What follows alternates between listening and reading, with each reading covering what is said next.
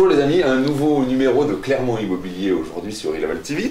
Ce matin, c'est Pierre-Antoine Ménès qui nous reçoit du groupe VMH et qui a également des missions dans la FNAIM. Bonjour. Pierre-Antoine, salut. J'aimerais savoir quel est ton parcours dans l'immobilier. Je crois également que tu occupes des missions précises au sein de la FNAIM. Est-ce que tu peux nous en dire un peu plus? Bien sûr. Donc moi j'ai 49 ans aujourd'hui. Je fais de l'immobilier depuis une quinzaine d'années.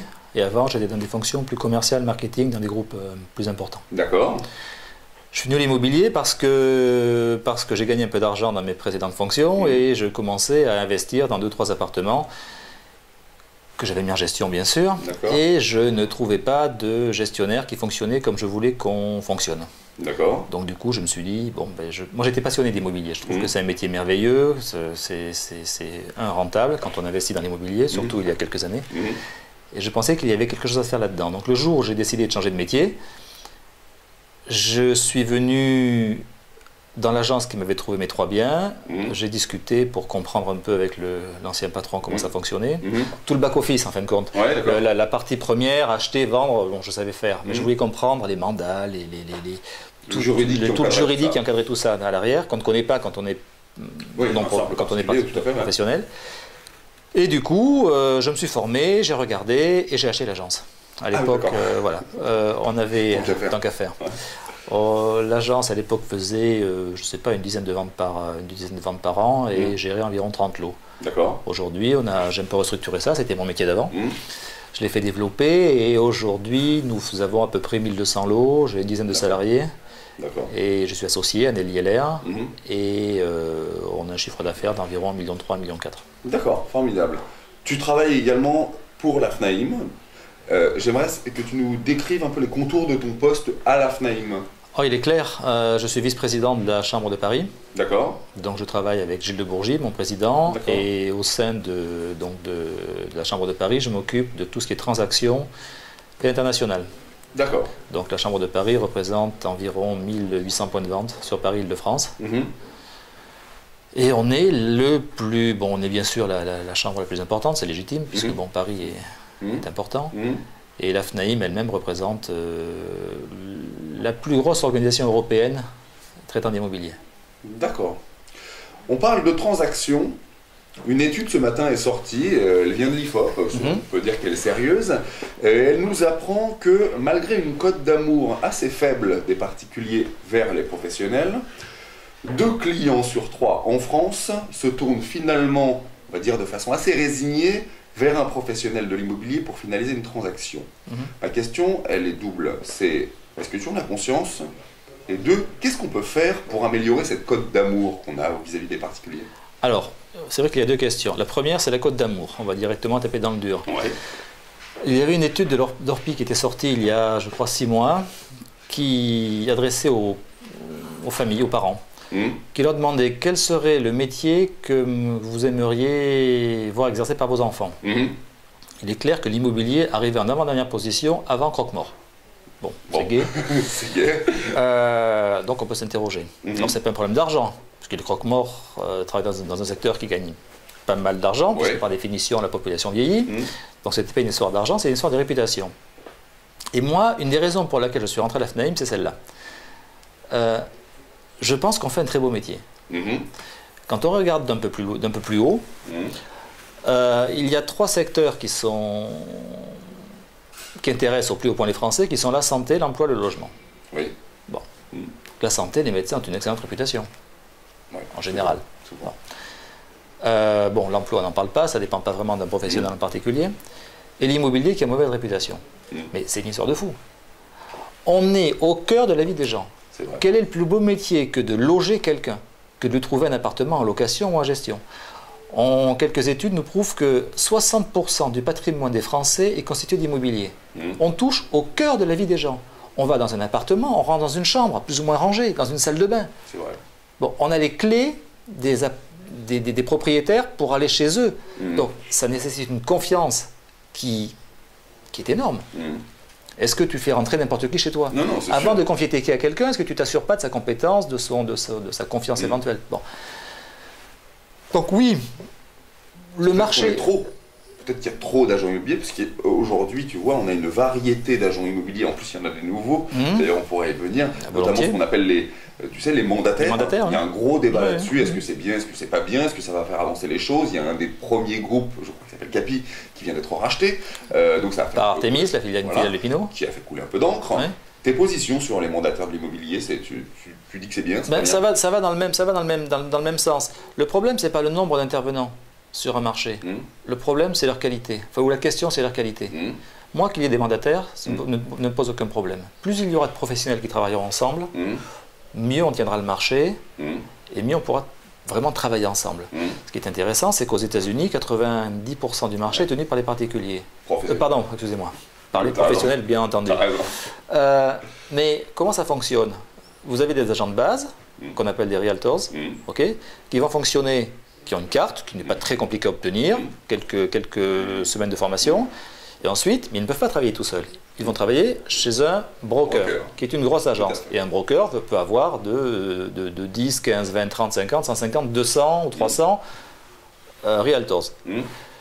Tous ces gens-là travaillent ensemble, et dès que tu rentres un produit en tant que realtor, tu dois aller voir ton broker, bien entendu, tu ne peux pas le vendre tout seul, et il va passer sur des systèmes qui s'appellent des MLS, qui regroupent pratiquement une moitié ou la totalité du marché local. Ce qui fait qu'un agent immobilier va rentrer le produit, et en général, un autre agent va le sortir. Moralité, ce n'est plus la peine de passer sur des mandats, ce qu'on appelle simples, pour les... ça n'existe pas, parce que ça ne sert à rien. Oui, mais en fait... Maintenant, le tout est de savoir effectivement quelle est la valeur des intervenants.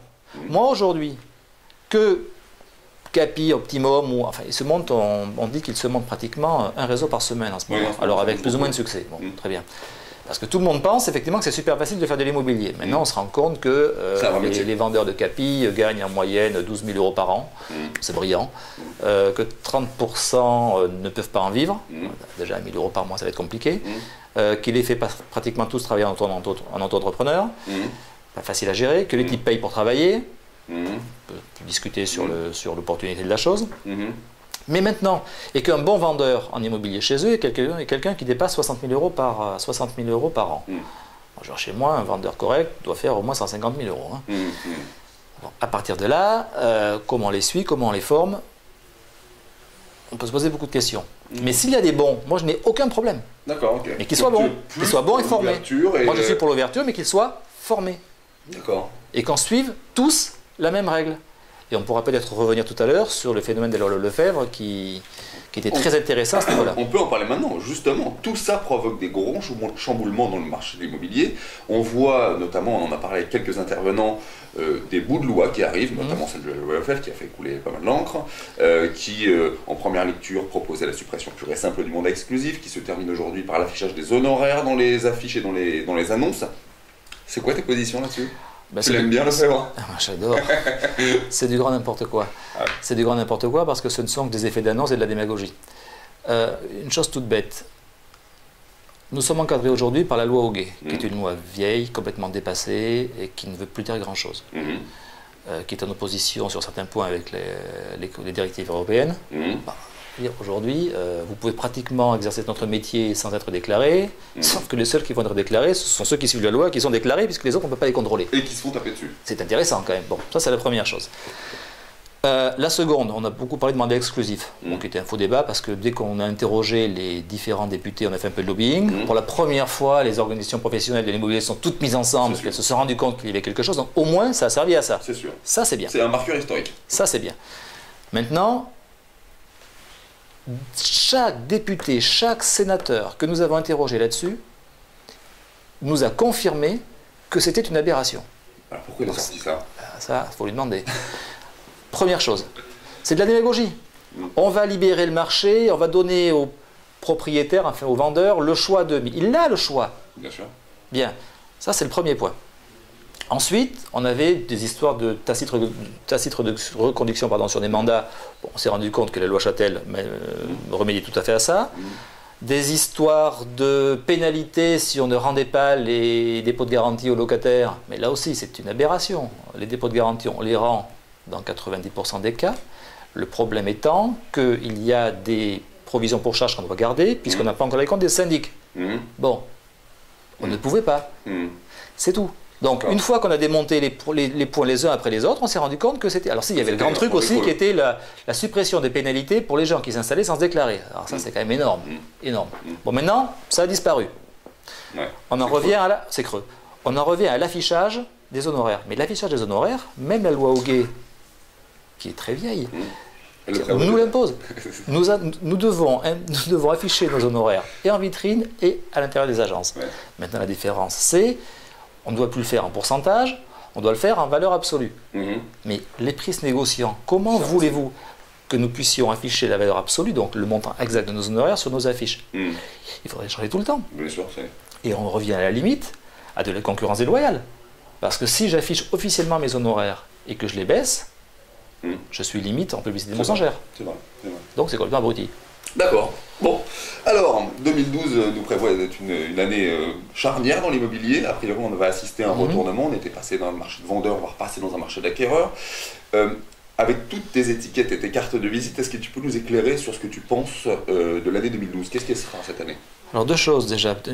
Une de façon plus générale. Un de mes rôles à la FNAIM, donc en tant que vice-président, est d'organiser l'observatoire des prix. Ouais. Donc 1 à 2 fois par an, nous sortons ce que nous pensons des prix de Paris et l'Île-de-France. Pour la première fois cette année, nous avons changé notre manière de présentation. C'est-à-dire que jusqu'à présent, l'usage est de parler de prix au mètre carré, par quartier, par ville, etc. Je pense que c'est aussi une aberration. C'est intéressant, c'est un marqueur intéressant, c'est une moyenne, mais il faut le voir plus comme un indice que comme une réalité des prix. L'immobilier intéresse tellement de gens que tous les trimestres, un marronnier sort dans l'Express, dans le Point, dans le Nouvel Obs, qui nous parle de prix au mètre carré avec de nouvelles surprises, de nouvelles révélations, etc. Mais c'est ridicule. C'est ridicule. En province, moi je viens d'Aurillac, dans le Cantal, personne ne parle de mètre carré. On parle d'appartements. Un T1, c'est le grand, un T2, donc un 2 pièces, un studio, un 3 pièces. Que cherche l'acquéreur éventuel quand il cherche un appartement? Il est prêt à varier sur pas mal de choses. Le prix. Il peut bouger un peu son prix. C'est pas toujours facile, mais il peut un peu le bouger. Il peut bouger un peu la surface. Il voulait, comme il a vu dans le dernier Canard à la mode, que le prix du mètre carré était de 8 533,50 €. Donc du coup, il se dit, bah, voilà, je peux acheter 55 mètres carrés et demi. Non mais ça ne marche pas comme ça. Donc il peut varier un peu sur la surface. Sur l'emplacement. Tu as une famille à loger, tu as 1 ou 2 enfants, il te faut une bonne école, un bon quartier, la carte scolaire qui marche toujours quand même, plus ou moins. Donc, mais tu peux habiter le 11e, comme le bon 11e, comme le 15e, comme le 17e. Tu peux varier là-dessus. Par contre, une chose sur laquelle tu ne vas pas varier, c'est le nombre de pièces. Les chambres. Si tu as un enfant, il te faut 2 chambres. Bon, voilà, c'est comme ça. Donc, nous sommes en train de revenir et de faire des stats que nous avons présentés pour la première fois en décembre et que nous essayons d'améliorer pour l'instant, que nous présenterons l'année prochaine, enfin en 2012, sur la nature même de l'appartement. Nous allons raisonner en termes de studio, de 2 pièces, de 3 pièces, par type de quartier. Intéressant. En gros, on n'a pas encore les noms, le plus, l'avenue Montaigne, le haut de la butte Montmartre, le triangle d'or, bon, très bien. Le plus tout court, parce que Paris Intramuros, c'est déjà du luxe de toute manière, qui serait plutôt la frange nord-est de Paris. Et puis, le Paris, on va dire, moyen. Le double A positif. Le double A positif, voilà. On passe du triple A, le double A positif et le double A tout court. Et en faisant ça par type d'appartement. Et on essaye actuellement, là j'ai rendez-vous cette semaine pour m'en occuper, de croiser ça avec les types d'immeubles. Quand je serai capable d'expliquer à un client que pour se loger dans Paris, dans de l'haussmannien, 3 pièces, quartier 1, 2, 3, c'est plutôt ce budget-là, je pense qu'on aura avancé. Et on arrêtera de parler du 8 355 € le mètre carré, parce que ça ne veut rien dire. Et c'est là où on intervient, nous. On doit travailler près des préoccupations de nos clients, vendeurs comme acquéreurs. Mais quand j'ai un appartement à vendre, je regarde ce que j'ai comme concurrent en face. Appartement concurrent. Tu me donnes un 2 pièces à vendre dans tel quartier, je vais commencer à regarder effectivement quels sont les autres appartements qui sont à vendre. Qui sont la réelle concurrence. Qui sont la réelle concurrence. Bien. Et ensuite, on va pouvoir faire ton prix. Maintenant, un 47 mètres carrés en 2 pièces ne vaudra pas le même prix qu'un 47 mètres carrés en 3 pièces. Or, aujourd'hui, tous les toutes les grilles d'évaluation automatique qui sortent sur le net sont basées là-dessus. D'accord. Et c'est pas bon. Parce qu'un deuxième étage plein nord avec un appartement, avec un immeuble clair en face sera bien plus lumineux par réverbération qu'un appartement en plein sud au 5e étage mais avec un immeuble de 10 étages en face. Hein? Donc l'État, bien entendu, a quelque chose, a son importance, mais les parties communes de l'immeuble, le type d'immeuble, l'emplacement, enfin, on ne peut pas sortir de prix au mètre carré. Et c'est là que nous intervenons. Oui, tout le monde sait plus ou moins combien vaut son appartement. Mais quand on vient nous poser la question, c'est pas pour avoir une enveloppe à 15% près. C'est pour avoir une enveloppe à 5% près. Oui, fiable, ouais. Et c'est là où on intervient. Donc ça, c'est la première chose sur le marché. On va arrêter. Je ne veux plus, moi, parler de prix du mètre carré, ça m'insulte. Très intéressant comme vision, ouais. Par contre, le marché 2012, là, va être... Ça monte, ça baisse, ça fait quoi? Ça va être intéressant. Ça monte à toute vitesse. Non, c'est pas vrai. Non, le marché, effectivement, stagne, et stagne objectivement depuis la rentrée 2011. C'est le marqueur qu'on a. Voilà. C'est-à-dire qu'on se rend compte que de juillet 2010 à juillet 2011, les prix ont augmenté de 22%. Et de septembre 2010 à septembre 2011, les prix ont augmenté de 17%. Ça veut dire quoi, simplement? Ça veut dire que ce gap sur quelques ventes prouve qu'effectivement il y a une stagnation globale et une amorce de baisse. Alors une amorce de baisse, mais là aussi il faut bien voir les choses. On va de nouveau parler des prix du mètre carré, effectivement, et du marqueur moyen, enfin de l'indicateur moyen. Oui, cet indicateur moyen va baisser, mais de façon très inégale. C'est-à-dire qu'en période de crise, immobilière ou autre, les appartements qui prennent la plus grosse baisse sont les appartements à gros défauts. Puisque l'évolution ou l'euphorie des prix gomme tous les défauts, en général. On vend pratiquement le même prix dans un exemple, Belleville par exemple. Belleville a pris beaucoup d'évolution. Pourquoi? C'est central, il y a encore quelques beaux immeubles. C'est en plein Paris, Belleville. Hein. Oui, c'est sûr. C'est un quartier un peu oublié. C'est un quartier un peu oublié, enfin qui était oublié, qui a bien repris. Donc maintenant que Belleville soit au prix du 17e, c'est un autre problème. Et on n'était pas loin. Parce que l'immobilier monte en escalier, c'est-à-dire qu'en période d'évolution, les produits les moins chers rejoignent les produits les plus chers. Et en période de crise, les produits chers en général montent moins, enfin les produits bien placés montent moins, et le gap recommence à se faire sur les produits à défaut. Donc, si on avait un rez-de-chaussée à Belleville, avec un mur à 3 mètres des fenêtres, celui-là va prendre cher en termes de baisse. Par contre, le 5e étage va se maintenir. Et comme il y a plus d'appartements à Paris à défaut, ce qui est légitime, c'est normal, c'est un marché classique. Voilà. Moralité, les appartements à défaut vont subir une grosse baisse. Les appartements sans défaut majeur ou de bonne qualité vont se maintenir, sinon augmenter. Mais globalement, l'indice va baisser parce qu'il y a plus d'appartements à défaut, bien entendu. Beaucoup d'organismes, notamment la MEPI, proposent le partage des savoir-faire entre les confrères de l'immobilier. Ça marche ou ça marche pas? Ça marche sur certaines zones, beaucoup moins sur d'autres zones. C'est ce que j'ai compris. L'idée de base est excellente. L'idée, c'est... Ce qui est fou, c'est qu'une agence immobilière, en général, communique sur ses annonces et non pas sur sa compétence. Moi, je m'estime compétent, très bien, mais je communique assez peu sur moi, parce que j'ai 10, 15, 20 biens à vendre. Par contre, les gens vont venir chez moi, pourquoi? Parce qu'ils ont vu tel appartement dans telle rue à tel prix à vendre, ils se disent tiens, je vais voir là. Donc on est presque sur du racket en fin de compte. Les gens viennent nous voir parce qu'on a un bien à vendre. Non, ils doivent venir nous voir parce qu'on est bon, compétent, qu'ils ont confiance. Un agent étoilé. Un agent étoilé. On va y venir. Une aparté, je pense qu'effectivement la notation des agences comme celle des hôtels par TripAdvisor deviennent très importantes.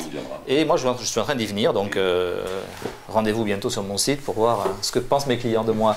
Super, c'est une aparté. C'est une aparté. Par contre, du coup j'ai perdu le fil. La MEPI. La MEPI. Je pense que nous sommes condamnés à partager nos biens. Le marché français est beaucoup trop fractionné. Chacun travaille de son côté. Quelques organismes se sont mis en place. Bon, déjà des réseaux commerciaux, ERA, Century, Guillaume, La Forêt, etc., qui marchent plus ou moins bien. Les réseaux marchent bien. Le partage dans les réseaux, c'est un peu plus sportif quelquefois. Bon. Parce que les agents immobiliers jouent profondément perso en général. C'est vrai. Quelques organismes se sont mis en place. Le SIA à l'époque, qui est devenu la MEPI.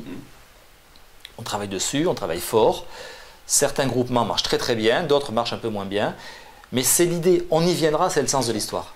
Alors c'est pas encore gagné, mais on y viendra. On y viendra. Bon, c'est la seule solution que nous avons, pour nous en sortir et travailler mieux. Secondo, faire apparaître les vraies compétences des agents, agence par agence, et non pas avoir la chance de rentrer un bien et ensuite peut-être la chance de le sortir, mais travailler vraiment sur nos compétences. La professionnalisation passera par Tout à fait. Je suis d'accord avec toi. Ok, j'en ai presque terminé. Est-ce que tu peux, en quelques mots, conclure cette interview et nous dire ce qui est vraiment important pour toi? Bien sûr. J'aimerais conclure sur 2 points. Je pense que notre profession aura meilleure réputation et nous serons plus efficaces le jour où nous serons formés correctement. La FNAIM a mis en place une école, l'ESI. Quand on regarde bien, les BTS immobiliers, qui sont les premières formations immobilières, sont très récentes. Jusqu'à il y a, je crois, 10 ans, on n'était pas formés. Ni en gestion, ni en syndic, ni en transaction. C'est hallucinant. Quand vous pensez qu'un boucher doit avoir un CAP pour travailler, qu'on ne peut pas mettre un conseiller bancaire derrière sa table, alors qu'il est super encadré, qu'il ne vendra que les produits de la banque, sans avoir un BTS de profession bancaire, nous, on nous laisse travailler. On laisse de jeunes négociateurs travailler sur la chose la plus importante de son client, qui est sa maison, qui est l'investissement le plus important de sa vie, sans formation. Je trouve ça absolument hallucinant. Je rebondis là-dessus, parce que tu as raison de le signaler. Nous sommes également, nous, organisme de formation. On s'est aperçu que plus de 50% des agents immobiliers ne savaient pas qu'ils cotisaient à une caisse de formation qui s'appelait les AGFO, oui, bien sûr, et n'utilisaient pas ces budgets. Voilà. Donc il y a un vrai manque d'information sur la formation. À la FNAIM, pour être membre de la FNAIM, vous avez un minimum d'heures de formation à suivre tous les ans. Ça, c'est la première règle. La seconde chose, c'est que les crises financières ne sont pas des crises immobilières. J'ai entendu parler de bulle immobilière, etc. On n'est pas dans un phénomène de bulle immobilière. On est dans un phénomène d'immobilier qui a cru de façon forte sur Paris et l'Île-de-France, mais ce n'est pas une bulle immobilière. D'accord ? Il n'y a pas de surfinancement. Les subprimes, comme on a connu ça en 2007, n'ont rien à voir. En France, on finance de façon très solide l'immobilier, et en plus, la maison ou l'appartement n'est pas un bien de consommation comme aux États-Unis. Bon, on ne voit pas de maison complètement abandonnée en France, même au fin fond des provinces. Quelques cabanes ou quelques granges, ça s'arrête là. Vous allez dans des villes importantes aux États-Unis, à Washington ou à Détroit, vous voyez des maisons qui sont complètement abandonnées. Il n'y a pas de fondation, elles sont en bois, enfin c'est étonnant pour un pays comme celui-là. Donc ne pas confondre une crise financière et une crise immobilière. Et dernière chose, un bouquin vient de sortir d'un économiste qui passe souvent sur C'est dans l'air, qui s'appelle, je sais plus, Fiabino ou Fiacarino, qui s'appelle Immobiliez-vous. Je vais me dépêcher de l'acheter. J'ai vu une critique, j'ai entendu une critique ce week-end là-dessus. Il dit une chose très vraie qui est la meilleure sécurité. Je ne parle pas de placement financier, je ne parle pas d'or ou de placement obligataire en action. Je parle simplement de la meilleure sécurité. C'est quand même d'avoir sa maison, son appartement. On trouvera toujours une solution pour se nourrir. C'est plus ou moins compliqué, je l'admets, mais enfin les Restos du Cœur, le machin, il y a la banque alimentaire, on peut trouver. Se loger, c'est plus cher. Donc, si on a son appartement, si on a sa maison, on a assuré la première sécurité pour soi et ses enfants. Et à partir de là, dans les moments difficiles que nous nous apprêtons à vivre, à mon avis au niveau économique, je pense que le fait d'avoir sa maison ou son appartement est très très rassurant. C'est une garantie, oui. Voilà. C'est une bonne conclusion. Pierre-Antoine, merci de nous avoir reçus, ça nous a éclairé. Qu'est-ce qu'on peut te souhaiter pour 2012 ? Une baisse de mon chiffre d'affaires moins importante que celle de mes concurrents. Ok. Non, que les gens prennent conscience qu'on fait vraiment un bon métier. Je pense qu'on fait un beau métier. On essaye d'en parler aux particuliers. Chers amis,